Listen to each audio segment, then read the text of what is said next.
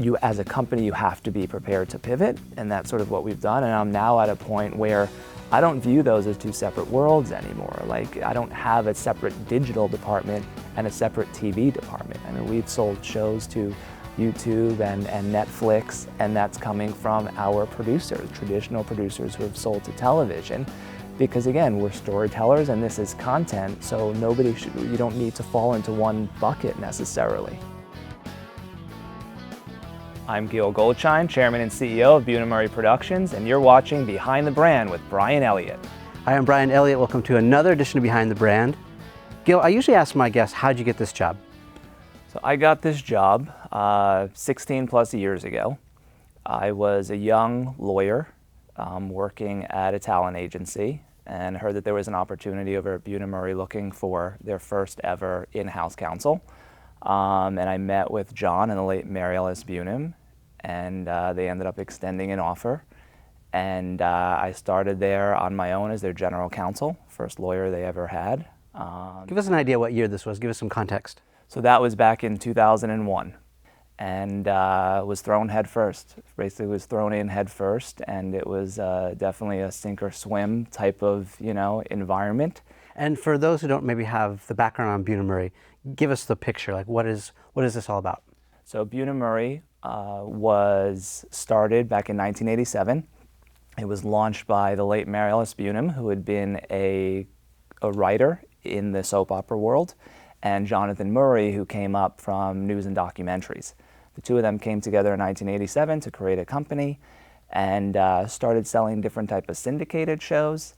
And they created a little show called The Real World in 1991 that they went in and pitched to MTV, and that was about taking 7 strangers and diverse backgrounds who didn't know each other and putting them into a house where they would live together for a few months and just sort of see how they would interact. And it was a little social experiment that nobody knew what would happen. And that show and John and Mary Ellis themselves have been credited with creating the reality genre as we know it today. Legendary, right? Like, legendary pioneers in the industry, and really sort of have grown now to look and see what that industry is today, both domestically and globally.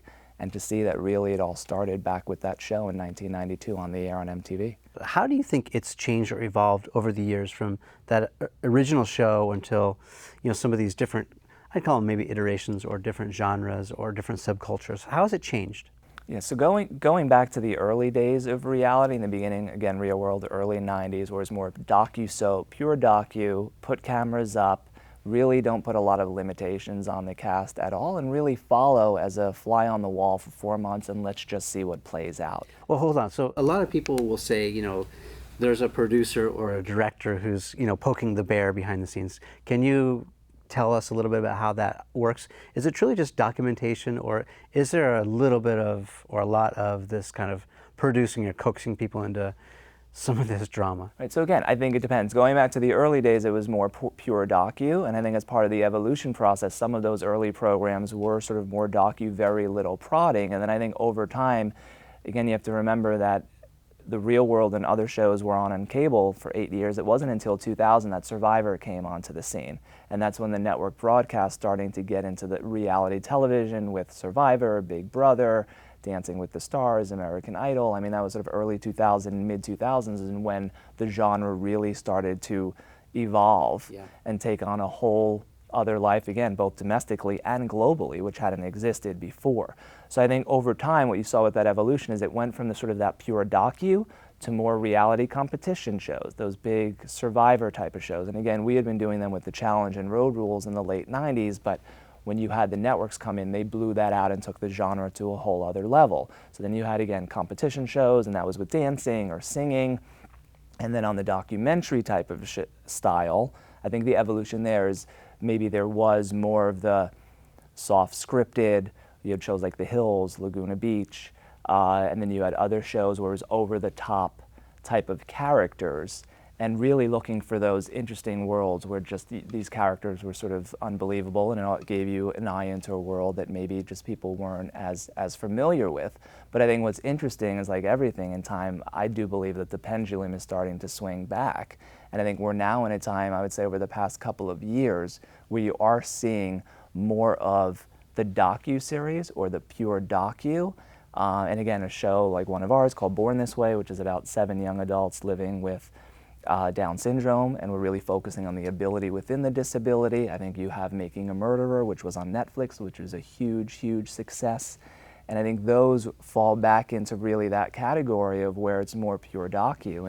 And my belief is that we're living at a time when it's with everything happening digitally and with the millennials where there's a yearning for more authenticity and sort of genuine programming. So I do think that, again, the pendulum has begun to swing back where there is a desire to see some programs that it is where you get to feel that reality, and that it is more of a pure docu than something that's more stage or soft scripted. Let's talk about platforms for a second, because that space is a fast-moving target as well.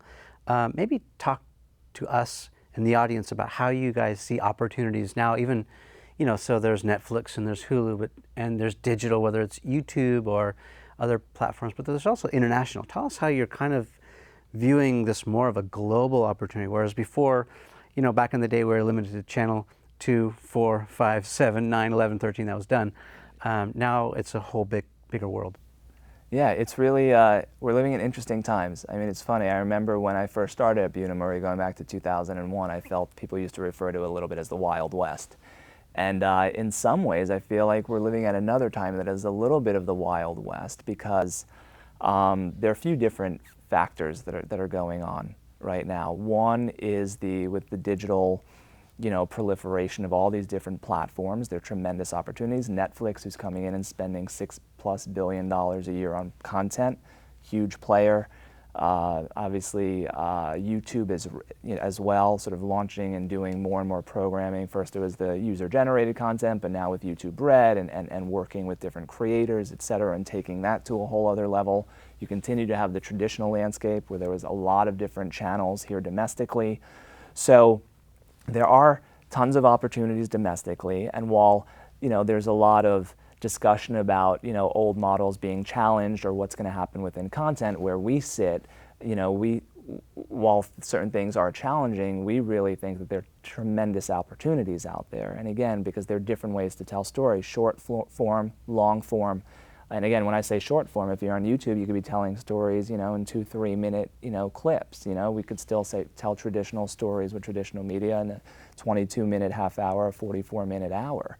Are you guys looking at YouTube and other spaces like that for content or creators? Are you guys, how do you develop new ideas, new stories? How are you looking for new material?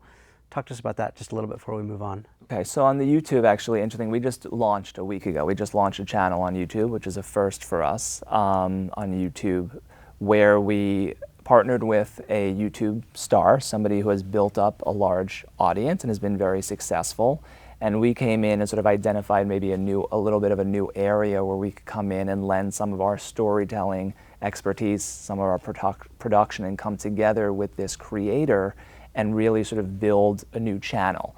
Now, the possibilities are that within just the YouTube environment alone, hopefully this will be successful, but because of our background as television producers, we also absolutely see the opportunities where it's possible for us to create something in a short form environment like a YouTube, but if it really gains traction as an audience, that's also something where we could pick up the phone and call our partners on the television side and they say, look, yes, it's only a 3-minute episode or a minute and a half, but this is really our concept for a fully fleshed out 22-minute or half-hour series.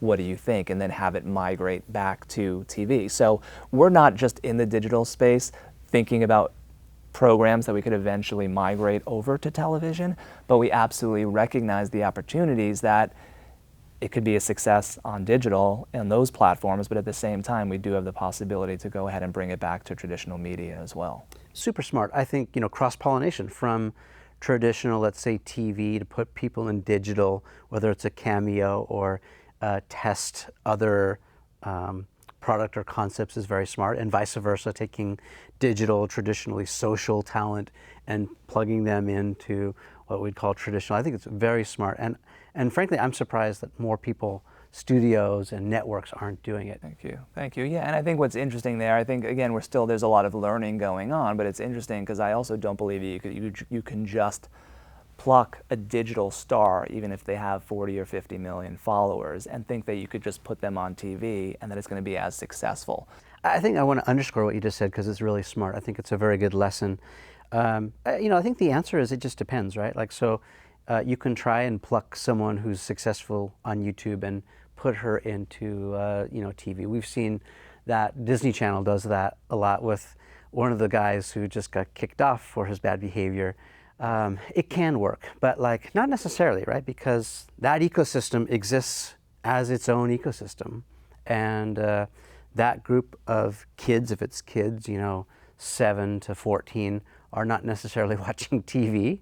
I think I just heard MTV is trying to reboot TRL. Did you hear this? Yes. And they've tapped a YouTube star with 10 million plus subscribers, and she is on fire right now. But the jury's still out whether or not she's going to be successful. I think she is because she's really fun and very talented, and but still we don't know if she's going to be able to bring her audience with her over to TRL.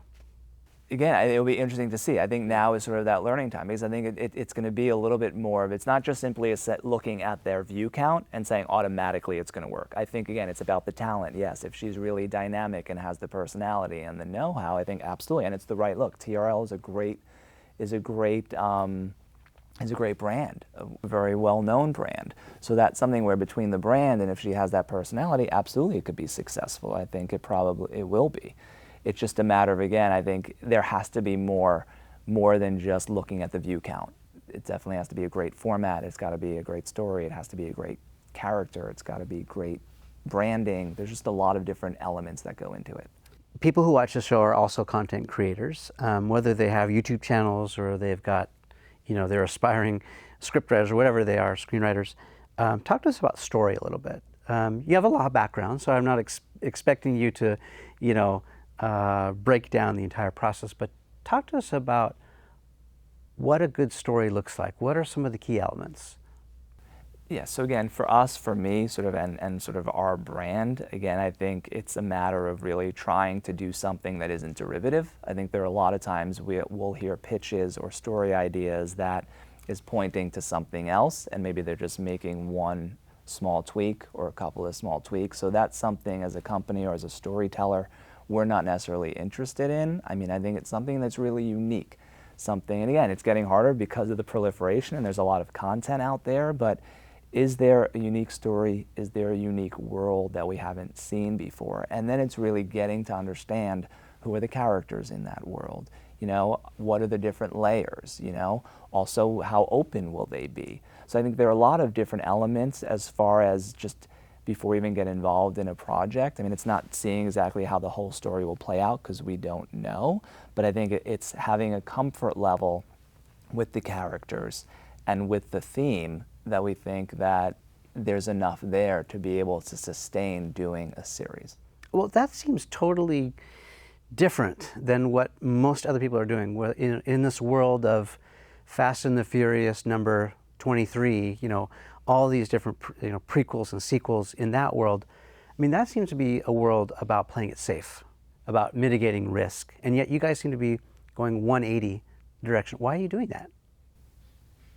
That's just, I guess, my personality, where I just feel when everybody else is zigging, I want to zag. I mean, what we're trying to do, and it's leaning into that sort of pioneering spirit, which is a matter of, yes, there's certain things that are working, but we, obviously, look, there's room for some of that, but the world is changing so fast right now, again, with digital and with programming, where it's a matter of, we can't just sit there and open a textbook or a rule book and say, well, that's how everybody else is doing it. I think there are tremendous opportunities for those creators, for those storytellers, for companies like ours, for anybody in the media industry to really sort of look at what's going on and really try to pave the way of the future, because I think there's just storytelling is changing. Well, look, the Vine, whoever thought, fine, it's gone now, but for a while Vine was extremely popular, and those were 6-second stories. So if somebody would have told anybody, I think, in our industry 10 years ago, they would have laughed at them. What do you mean a 6-second story? Yet that was popular for a period of time. So I think it's a matter, again, we can't just look at traditional models, whether business or creative. We constantly have to be evolving within our industry to stay competitive and try to pave the way for the future. Well, that's a very healthy attitude. I'm happy to hear that as a content creator myself. How do you know when to cut bait? Like, I often ask this question, how long do you give this great idea with quotes until you decide it's not working? Like, what are some of the things that you're measuring? I think one of the Netflix executives is famous for saying something like, we don't share how many people are watching our shows because that's not a valuable measurement of how good the show is, right? So, and that's how shows like House of Cards and others that probably Netflix took a big risk on were able to survive and make it, because sometimes you need to get to know the characters, you need to develop the plot line, all of this stuff that takes a season or two to work some of these things out. So what are you guys looking at in terms of metrics to see that this is valuable, we want to keep going with this, and then what are some of the opposites, like this is where we know it's done? Right, so it's a little different for us because, again, not being on the buy side, I'm not in control of sort of the viewership or the numbers, whether it's Netflix or even traditional media. So those decisions, unfortunately, are out of our control. But are you arguing against that? Like, hey, give this show a chance, let's give it another season, or let's give it another go? Absolutely. I mean, at the time, when applicable, we'll try with the arguments, but at the end of the day, they have their own metrics, they have their research departments. We don't typically sort of have research. We will, if we're really trying to fight for a show, we'll do our own research, but it's not like we have full departments like some of the bigger networks do, and they really have a very strong grasp of their viewers and their consumers, and they're closer to it than we are. But with that said, I guess the one anecdote I can give you from my perspective of what we've dealt with is within the digital space. I mean, I had read The Innovator's Dilemma, several years ago, and as I was reading it, really sort of hit me pretty hard when I was learning, basically what that book's thesis is basically saying. You could be doing exactly what you're supposed to be doing as a company right now and giving your consumers exactly what they want. But at some point, that's going to change. And if you aren't thinking about that right now and starting to make those changes, you might miss the boat and lose out to your competitors. And that was right around the time when I was looking to sort of start the digital, or I had a digital department. And that was something where a lot of people were saying, why are you getting into the digital space? It's pennies at the time, and it was pennies at the time, but I did it for the learning. And yes, we had ups and downs and some successes and some failures, but what I would say is we've pivoted a few times within that. So I think it's a matter of looking at whether it's from a financial perspective, business perspective, or just sort of longer term perspective. I think that's the type of thing that we look at. I think you, as a company, you have to be prepared to pivot, and that's sort of what we've done. And I'm now at a point where I don't view those as two separate worlds anymore. Like, I don't have a separate digital department and a separate TV department. I mean, we've sold shows to YouTube and Netflix, and that's coming from our producers, traditional producers who have sold to television. Because again, we're storytellers and this is content, so you don't need to fall into one bucket necessarily. I'm so glad that you said that, because I felt that way for a long time, that content is content, right? And wherever you put it, we had this conversation off camera where we talked about, in my humble opinion, one of the anchor shows to like HBO, for example, is this Game of Thrones. And if I just take a simple kitchen test poll of my friends, that show is the only reason they're subscribed to HBO. Now, HBO has a lot of great programming. I love ballers like with The Rock and friends like that, but I think networks can have anchor shows, and that can be a huge draw. Whereas maybe unexpectedly, some of these great shows like a Mad Men might end up at a network that you didn't expect would have programming like that. And so there are more and more opportunities for content creators to be able to find a home wherever that's appropriate, right? Whether that's in the digital space or social space or a network TV or big screen or even a book. Content is content, right? It just has to find the right platform. So let's impart some advice. I kind of see you as an entrepreneur. I see you as an innovator. Maybe you're an intrapreneur. Let's use that word, because you are really carving out new space within your company, and you're taking care of several different business units. But what do you think it takes? We've talked about this a little bit, but what do you think are some of the key characteristics, traits of people who are going to be successful in doing these kinds of risky ventures? Let's flesh that out a little bit. Again, for me, it always starts with believing in yourself. And sort of listening to that inner voice in a way where it's a matter of, if there's a certain drive and passion that you have and really believe in, it's go for it. Now again, I'm very risk averse at the same time, so I'm not saying go ahead and empty out your bank account and put all your money and go all in on one idea, because that's not a smart idea, and potentially, look, the chances of success are limited.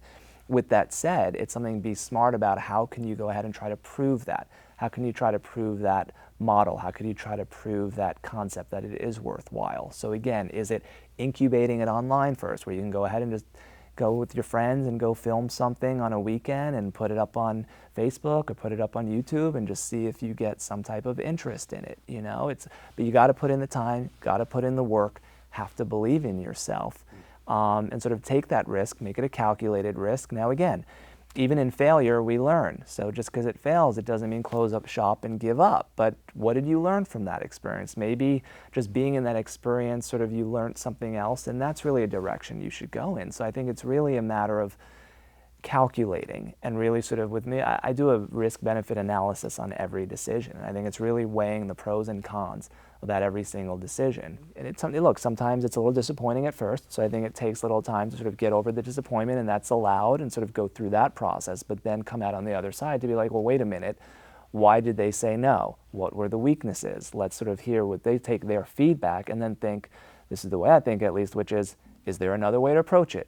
Maybe their kernels are there. That's what I believe, like that, just, you know, the kernels of the idea, there might really be something there, and maybe the way it's built at first just fails, and it just can't sustain itself, or it has to be passed on. But then it's a matter of recognizing, wait a minute, if that's the ultimate goal and that's where I want to go, how do I take those kernels and now potentially build a different model? So again, there has to be some self-awareness of, are you just kidding yourself, and are you allowing the passion and the emotion side to really get ahead of yourself and sort of, no, it's really a bad idea and it always will be, versus recognizing, no, there's something here, I just went about it the wrong way the first time, let me try to take that back in, take the time, not rush into it, and try to approach it in a different way.